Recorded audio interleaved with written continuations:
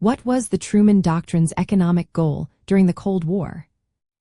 Imagine a world where countries are fighting to stay free from authoritarian control. The United States wanted to stop the spread of communism and protect democracy. The Truman Doctrine, announced in 1947, was a key part of this effort. Its main aim was to use American money and resources to help countries that were struggling economically and threatened by Soviet influence. The idea was that if these nations could stabilize their economies, they would be less likely to fall under communist control. The United States decided to give financial aid to countries like Greece and Turkey, which faced internal communist movements and pressure from the Soviet Union. The initial request was for $400 million to help these countries resist subversion and rebuild their economies. This support was meant to help these nations develop free markets and democratic governments, contrasting sharply with the state-controlled economies of the Soviet bloc.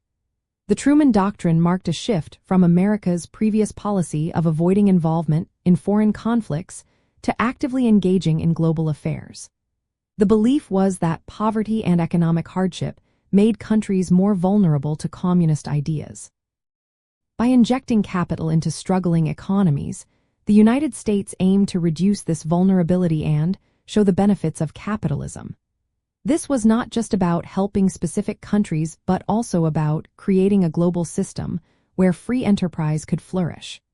The doctrine laid the groundwork for the Marshall Plan, which provided billions of dollars to rebuild Western Europe after World War II. These investments helped stabilize the region and made communism less appealing. From a capitalist view, these efforts were also about expanding markets for American goods and strengthening alliances. The overall goal was to use American wealth and economic power to contain communism by fostering economic growth in key regions.